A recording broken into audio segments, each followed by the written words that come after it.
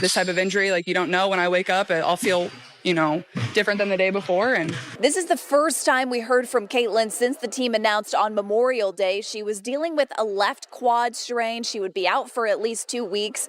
We were told that Clark was not seen in the open portion of practice by reporters who are on the ground there. Just watch and absorb it, and it's the same when, I'm not active too. Caitlin Clark's injury update, which was the last thing the league wanted to hear, has sent shockwaves through the WNBA. We'll see. It could be a possibility, but I could also not be available for that game too. I think just having good perspective is the best way to approach it. Like, yeah, you can be frustrated and whatnot, but, I think the medical team has done a really good job of... This entire organization has become so dependent on one woman that they have pushed her to the breaking point, so much so that she is no longer able to play or rescue their half-empty arenas. Her absence says it all.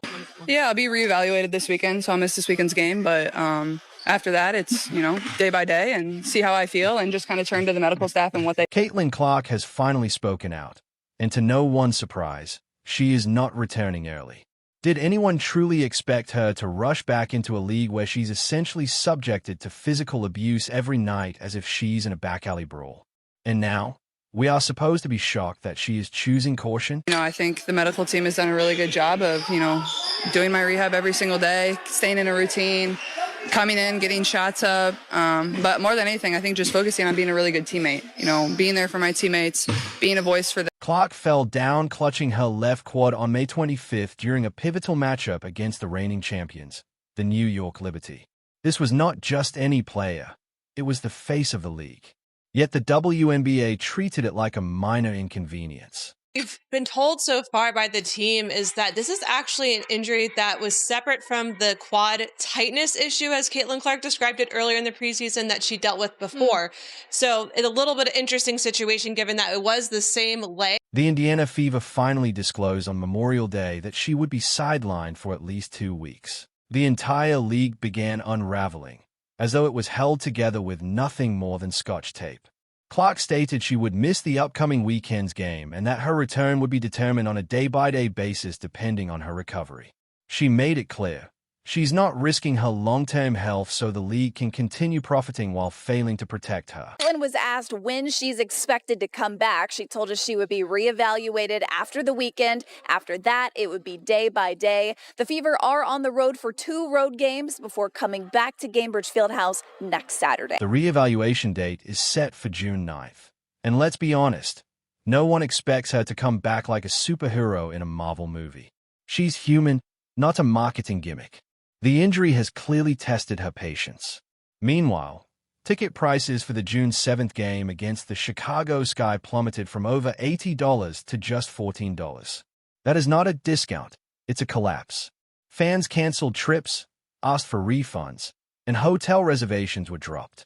Frankly, nobody wants to spend gas money to watch Angel Reese perform theatrics while the league's true star is sidelined. Caitlin telling us she's been a connector between her coaches and teammates.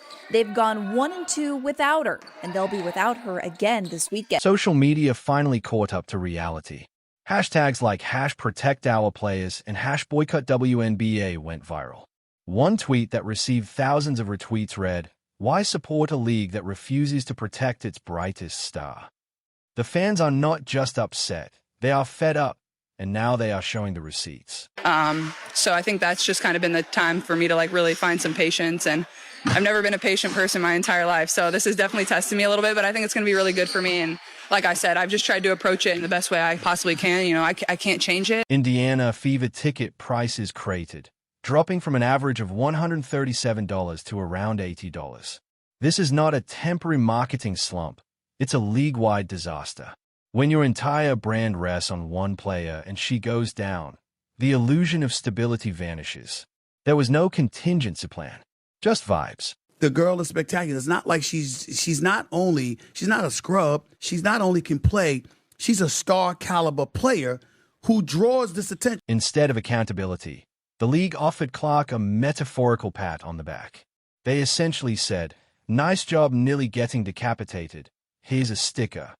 The WNBA's evaluation protocols are so flawed, they might as well consult a Magic 8 Ball. When a player is injured, if the other team knows that a player is injured, they will go at that player. Let's not ignore the WWE-style performances that have taken over these games. Between Diagonai Carrington's reckless fouls and Angel Reese's constant dramatics, it often looks more like stage combat than professional basketball. Meanwhile, the league's only response is to tweet out motivational quotes. Just focusing on being a really good teammate, being there for my teammates, being a voice for them, because that's what I am when I'm playing. So you got to still be that consistent voice when I'm sitting on the bench. So I try to do that as much as I can for them. And just try to be there for them, I think, has been my focus. Let's call it exactly what it is. Caitlin Clark is out. The WNBA is exposed. The hype is evaporating. The seats are empty. And the tickets are now cheaper than a Happy Meal. Angel Reese is still out there acting like she's in a Pepsi commercial. But without Clark, she's shouting into the void. And Carrington seems to think players' heads are basketballs. Everything that you guys told us during the offseason about playing quick, playing with pace, pushing the ball up the court, everyone run, they weren't doing that, especially in the last. There's no need for sugarcoating. This is pure negligence. And the blame lies with the league, not Caitlin Clark.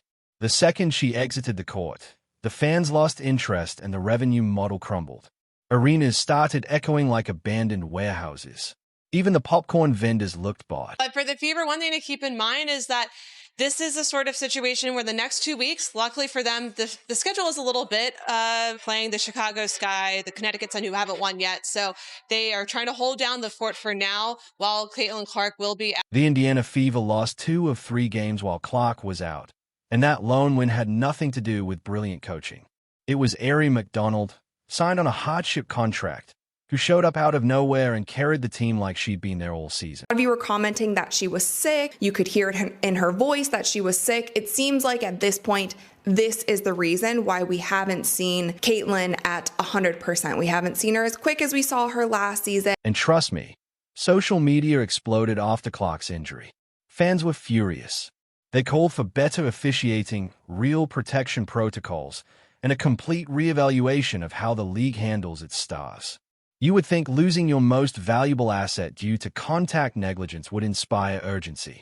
Instead, the WNBA's response was basically, let's just hope nobody notices. Covers up a lot of stuff when you're in the heat of battle. And after the game, I had some pain and then, got an MRI, and that kind of gave me the result that I didn't want to see. But, those type of things don't lie. So, yeah. Even Chicago Sky fans, who are eagerly awaiting the Angel Reese versus Caitlin Clark rematch, began returning their tickets. One fan said, if Clark's not playing, I'm not going.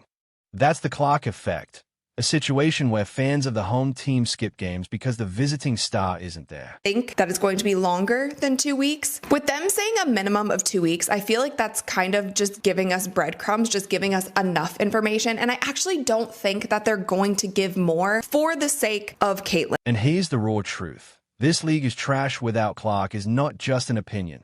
It became a consensus. Fans were outraged by the violent play, the missed calls, and the WNBA's silent PR team. It was as if the league muted itself the moment real accountability was required.